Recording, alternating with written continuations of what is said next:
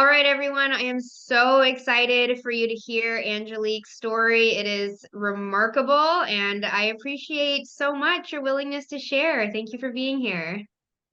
Thank you for having me. I really appreciate you for all Yeah, that you've done. yes. Well, let's start with a bit about your health history. Just anything you want to share in terms of what led up to you reaching out to me and how things really were when they got to their worst.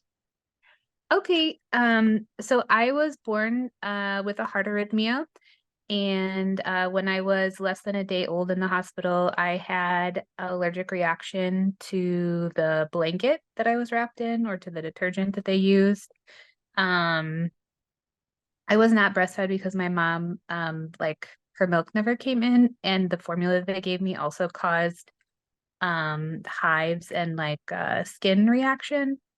So like literally since day one, I've been having reactions. Um, also, as a kid, I had a lot of unexplained rashes, skin issues, um, diagnosed with psoriasis. I had really bad acne, as a teenager. Um, I had um also like a lot of unexplained like stomach aches, stomach issues, things, just always feeling kind of uncomfortable.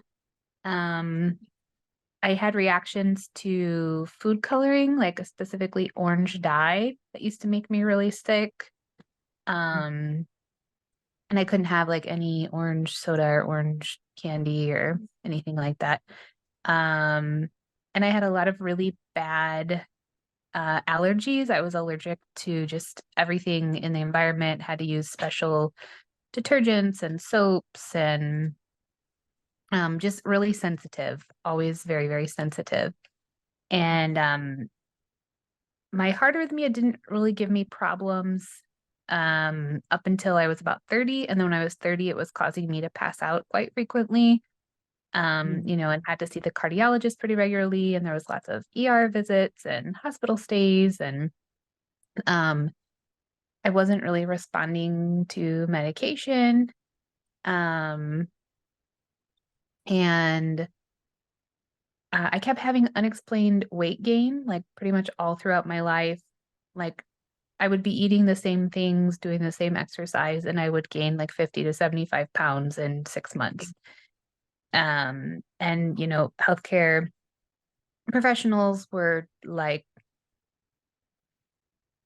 not always believing me that I wasn't doing anything differently diet wise, and just telling me, eat more salads.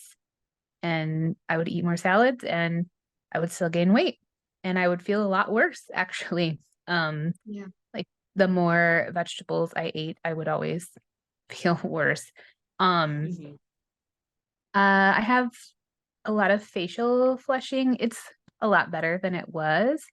But I've always been kind of red faced and like on my neck and chest too. And that's been since I was a kid. And I know now that that's the MCAS, the mast cell activation syndrome. It's pretty common with that. Um, so the health problems just kind of kept getting, you know, more complex, and I kept having to see more specialists. And then I got sick with COVID in January of 2022. Um, and that uh, nearly killed me. I went into multi-system organ failure. Um, my thyroid, thyroids are supposed to be about 2 inches, and mine is 7 inches. It inflamed and enlarged and was covered in nodules.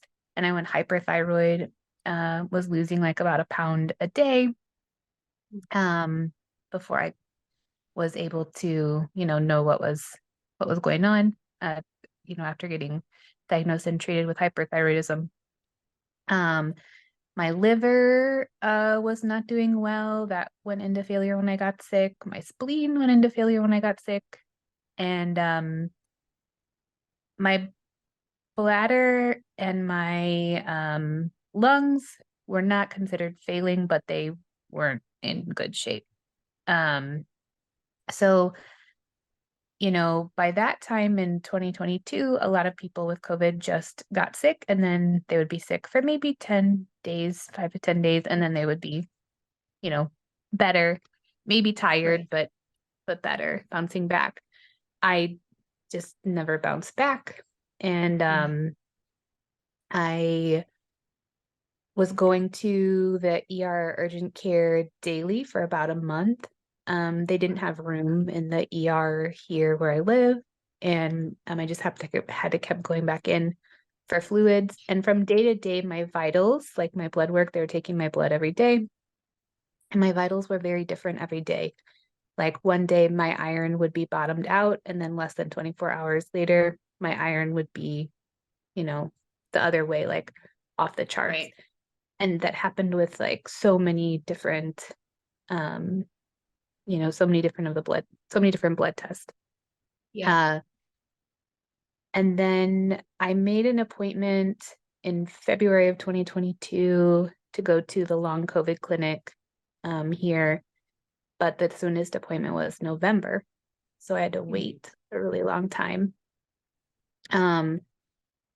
And they had put me on, the doctors had put me on a vegetarian diet after I got sick, saying that that was Mhm. going to help calm things, but I just kept getting worse and worse, and symptoms kept getting worse and worse. Yeah. I was so fatigued. I was crawling to the bathroom. I was bedbound most of the time. Um, I had insomnia. I had hyperhidrosis, like I was just sweating constantly, pain all over my body, muscles, joints. I could feel in my bones, like bone pain. Um, my hair was falling out. Um, it was just every part of my body hurt, and the inflammation seemed to be moving like around my body. Mm. Yeah. Um, I had not deep vein thrombosis, but like superficial vein thrombosis several times. Um, my appendix was inflamed. My ovaries became inflamed. My uterus became inflamed. Like every organ was just going through inflammation, and I kept having to get CAT scans and MRIs. Um, I had really terrible migraines. And I had had migraines off and on since I was like about 11. Um, but then they really got bad. After COVID, I was having them pretty much every day. Um, and I could just mostly sleep. Like that's what I could do. And Yeah. that went on, up until I saw um the doctor at the long COVID clinic. And then she said, I think you have mast cell activation syndrome, which Mhm. is like what people with long COVID are generally having. So then now that I knew that there was like a name for it, then I got, on the Mast Cell Society website, and I went down a rabbit hole one night, and I was up, you know, well into the night trying to find answers. And your name was actually like listed like link from link from link from link. Like I had I'm not sure how exactly I found you, but it was down that rabbit hole. And Yeah. so then I I clicked on you, and then I looked you up, like your website. I saw on your website, I read through all that. I checked out your social media, which at that time, you had a smaller following, still a following, but a smaller following. And I heard you tell your story about having mast cell. And I was like, Jen will understand this. Jen will get Yeah. this. She's been through it.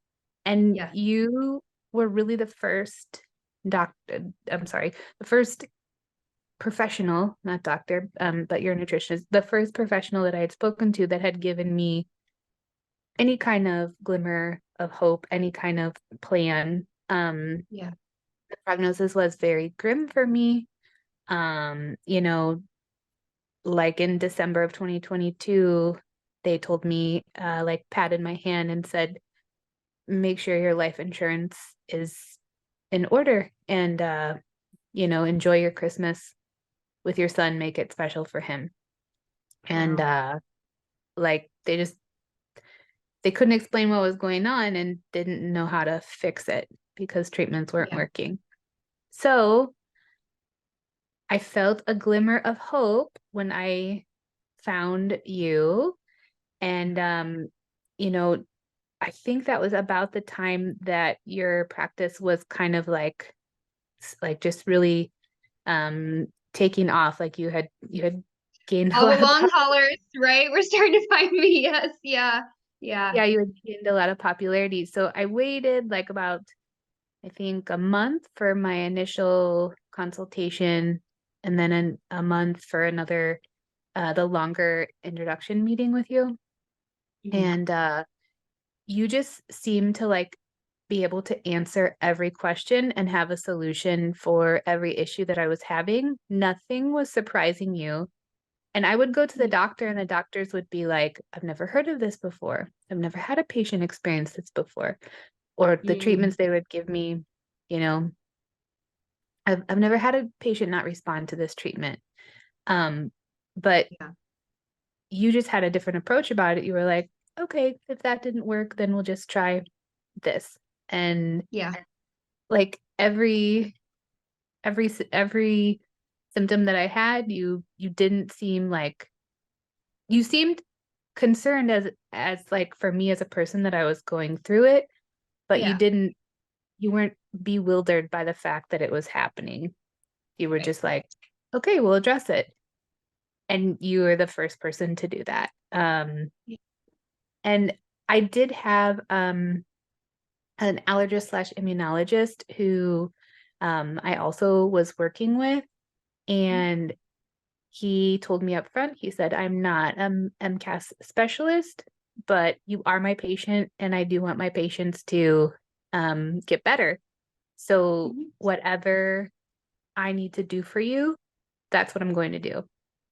Yeah. And he, prescribed some antihistamines, which, initially like helped bring the histamine levels down because Yeah. MCAS, overproduction of histamine. He Yeah. also um he also ordered some testing. So I had a blood test done, and my tryptase level is high. And tryptase, I think it's an enzyme or a protein that shows up Mhm. after allergic reactions in the blood. Mm. Um, and mine was high on two separate blood tests. So then he did a genetic test. And I tested positive for something called hereditary alpha tryptosemia, which you might see it written as HAT, HAT.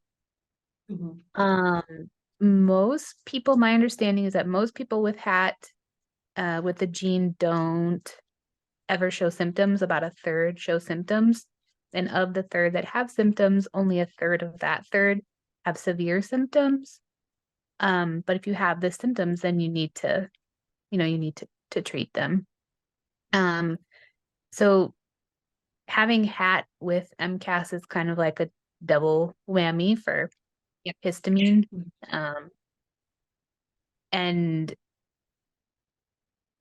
you know, uh, reading online about stuff, there were sites that were helpful, and there were, um, studies that were helpful. But at the same time, there was a lot of really scary information on there, and a Yeah. lot of like horror stories of people who suffer from both of these conditions.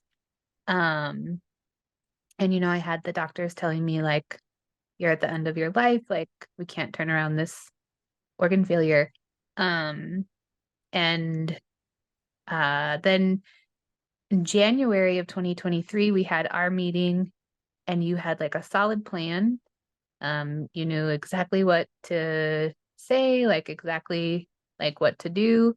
Um, it's not easy to go on a carnivore diet. But like I was bedridden and told I was gonna die. So I had nothing left to lose. Like, it wasn't like, Yeah.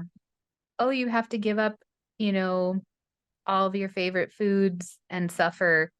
Like I was suffering anyway. Like Yeah. Yeah. So, the choices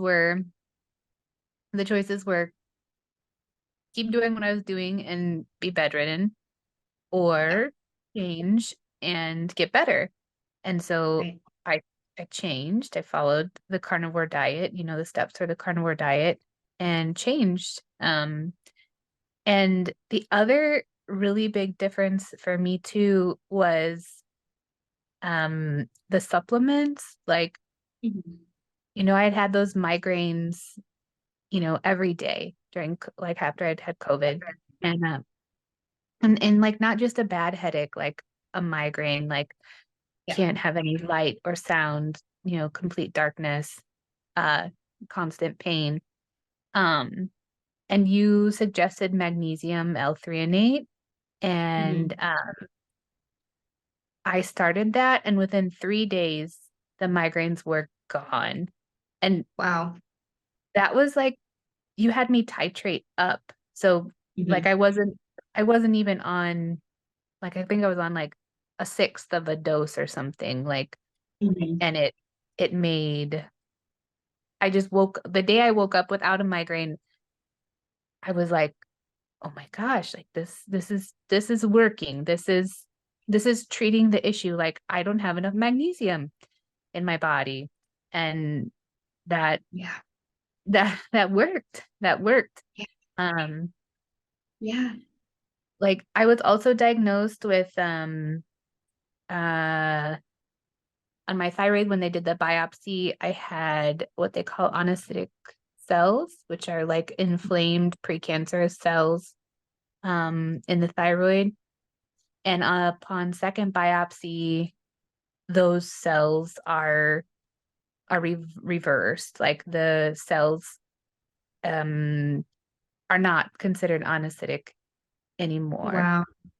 Yeah. Um, and thyroid cancer is generally slow moving, so I still have to get it checked and stay on top of it.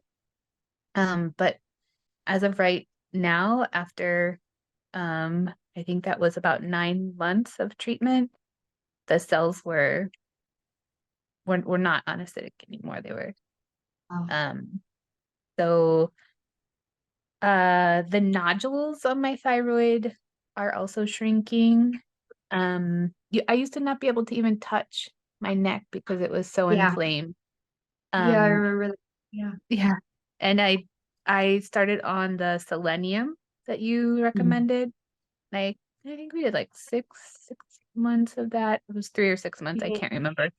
Um, but within like maybe 2 or 3 weeks, I could touch my neck again. And I Wow. used to have like a rash that would cover the thyroid, and it was Mhm. gone. It was gone. Like, my neck is clear now. Um, so um one of the biggest differences that was like uh, I used to test positive for every allergy on the skin prick Mhm. test. And Yeah. now I test negative for every single um like environmental allergy, um Wow. except for dust mites, and it's only slight. um Okay. We'll take and that. then yeah, Good like, enough, right? yeah, compared to what it was, I used to have a really bad problems with my ears ever since I was a baby. I used to get a wax buildup in there and have to get the wax removed once a month at the ENT. I don't have that anymore. I haven't had an ear infection since I started on the carnivore diet. Um, my heart arrhythmia that I had since I was born, since like I've had since the hospital, um, when I went to the cardiologist in the summer of 2023, they do a heart monitor on me every year. Um, and my cardiologist thought that they had given him someone else's results because I had no detectable heart arrhythmia anymore. Yeah. It was gone. Um, and he did a second monitor thinking that there had been a mistake, and he got the same results. And when they did my echocardiogram, ultrasound, stress echo with ultrasound, they I had previously had like a little bit of plaque, not a lot, but a little bit, a start of plaque, and it's gone. There's Mhm. none, it's all cleared out. Uh the cardiologist was like, I never thought that I was going to be moving you from high risk to low to no risk, but now I'm considered low to no risk for cardiac Yeah. issues. Like it's amazing. It's amazing when you find out what the root cause is of the problem. Yeah. Um, but I feel like with MCAS and HAT, you can chase these like constellation of symptoms for years, for your whole life, and you go specialist to specialist to try to figure out what it is, and they treat the symptoms, but they're not treating the root cause. Yeah. But when you treat the root cause and you give your body what it needs and don't give it what it doesn't need, then your body can just heal and relax, and Yeah. that's what mine did. That's what mine is doing. I mean, it's if you have a chronic illness, like you understand the importance of pacing, you understand the importance of treating your body the way that it needs to be treated in order to have the most energy. Um, but I went from being bedridden and being told I was not going to make it to I returned to work 33 hours a week in November of 2023. Um, I walk usually about a mile a day plus regular, just regular walking. Before I couldn't like walk in a store or, do any normal things. Yeah. Um, so the how my life was before I got sick versus getting sick versus how I am now. I mean, overall, I'm just so much better. I'm so much healthier and so much happier. And people ask, they're like, aren't you like, don't you miss, like I really love chocolate. And they're like, don't you miss chocolate? I'm like, I miss it, but I know what chocolate tastes like, but I know that my body doesn't process it right now. So Mhm. like changing your thinking, like instead of like, I can't, like just Yeah. accept, like it just doesn't, my body doesn't process it. Like, Yeah. you know, a round peg isn't going to fit into a square hole. So like, just you just have to accept it. Um, Yeah. so, and I've been able to add back more foods. I'm still on that process, but uh, the amazing, like when you go from just being able to eat eggs, like I was reacting to everything besides eggs, and then Yeah. now like being able to eat like beef and lamb and chicken and avocados, broccoli, blueberries, blackberries. I mean, my list just keeps growing, you know? Yeah. So, um, it is a long process, and I know everybody's different with this disorder. Um, so it might not be the same for everybody, but don't give up hope. Like you have to keep trying until something works for your body, you know? Yes. Yes, absolutely. Yeah, and yeah, I really wanted to emphasize that you have, because some people will, be concerned that like, oh my gosh, if I reduce symptoms by being on this really restrictive diet, then will I be stuck there forever, right? And you're a great example of like, no, if you give yourself that time to do that deep healing, like you've continued to expand your diet and maintain the remission of the symptoms that you've had, and that will just continue. But the pacing, honestly, I want to highlight that because that is one thing I really appreciate about you, and something that I feel like has led, at least in part, to your success is that I would often, suggest a dietary shift or adding a supplement, but knowing, of course, with your MCAS and the hat that we needed to be very careful, because your body's very sensitive. And you would always be so diligent about like very slowly making the changes, like consistently, but slowly, right? Like even transitioning into carnivore, you did not do that overnight. Like it took you Mhm. actually, I think, a couple of months to like fully transition into it because you knew your body could only handle so much change at once. And same with the supplements, like you would titrate just a little bit at a time until you got to more of a therapeutic dose. And I think even though it feels sometimes frustrating to have to do things slowly like that, like you've actually probably healed more and faster in the long term because you did it that way. So I don't know if you want to share anything more about like titrating changes with a more sensitive body. So, like after talking to you and like talking with the allergist and the allergist immunologist, and he had consulted with like several of the top doctors who are treating people in this, in this country, and even some in Australia and New Zealand. He was very diligent. Um, but he always was like, you check with Jen first because she's an expert in this field. Um, and he would always wait to like, listen to what you had to say about it. And he was very like very understanding of that. And when I told him, I was like, well, you know, um, Jen has suggested these supplements, but also the titrating. And he was, just like, yes, that's really smart because if you give your body, too much at once, then you could backslide. But if you get your body used to it, then you can move forward. Um, so I think it was really important, like neither like neither you nor him were like pushing, to do this at like your pace. Mhm.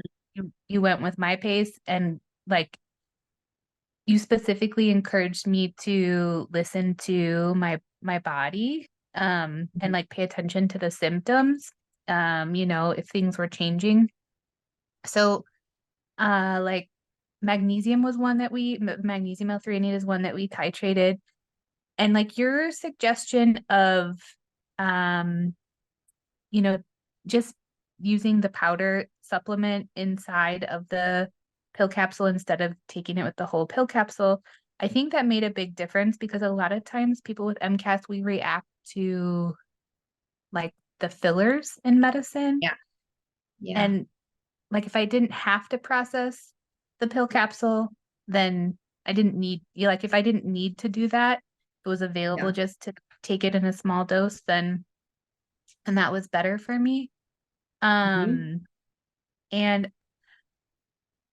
interestingly enough, like titrating the medications or the titrating the supplements up, like also with the molybdenum, the benfotiamine, the allithiamine, um, which other one did we do with it? The selenium, um, Yeah, I think the we did a little copper, iodine too eventually. Yeah. the iodine, yeah.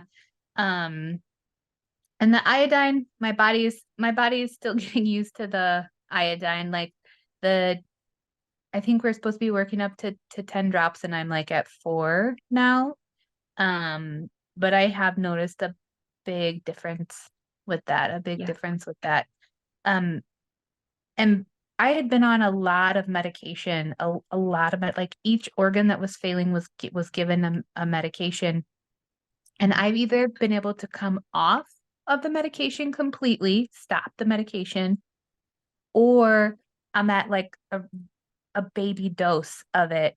Um, and like the doctors are hesitant to take me off completely because I'm doing so well with the baby doses of things. They don't want to do it all at once. Yeah. So right now we're kind of in that plan to like what I'm going to come off of first. And so what we're Yeah. trying to do is come off of the antihistamines. I'm already down to like very small doses with the antihistamines. So that's the first ones that we're going to try to come off of completely. But I was at a really high dose before, and now I'm I'm like at half of an over counter dose. I mean, Gosh. It's a lot less than where I started. Um, so and I'm the less for me, I feel like the less medication that I can take is better for me. Mhm. You know, I don't want to be obviously like if I have to take it, I'm going to take it. But if I can get to a point with my body health wise, then I want to be able to you know, if I don't need it, then I don't want to have to take it either. Um, Exactly. so, you know, just really you have to listen to your body. You have to listen to your body and pay attention to your symptoms. And something else that really helped was meditation. Um, Mhm. you know, just learning to calm the nervous system. You know, MCAS Yeah. is a nervous system dysregulation disorder. So that's something else that really helped a lot. Just Yeah. calming everything down. Yeah. Yeah. Oh my gosh, Angelique, what an inspiring story. I was so particularly excited that you agreed to this because like what a incredible like turnaround story. I mean, to be told like you may not make it to being in a place where you're working and walking and thriving and feeling good in your body and coming off your medications. I mean, it's just so incredible. I'm so glad people are hearing this. And I guess, yeah, like kind of as a wrap up, I would love to just hear like any last piece of wisdom or any last thought that you have that maybe you think people out there still struggling need to hear. Um, Even if your prognosis is not good, just don't give up on yourself. And if you have a long-term illness, you might find that your family and friends don't know how to support you or don't support you um, during it. But even if other people are not understanding and not sure how to support you, like don't give up on yourself. Like find something that works for you, find something that works for your body, and find the people that are able to support you, like Jen, who gives you hope, and you know, go with that because um, you know, this is y- no one is gonna come to save you. Like you're gonna have to like figure it out and you're gonna have to work on it. Um, I mean, I hope that there's more research into MCAS and more treatments available for people. Um, but for right now, I think like those of us who have it, like we have to help take care of each other too, I think. Absolutely. Yeah. All right. Beautiful. Well, thank you so much again, Angelique. I'm going to stop the Thank recording. you. Okay.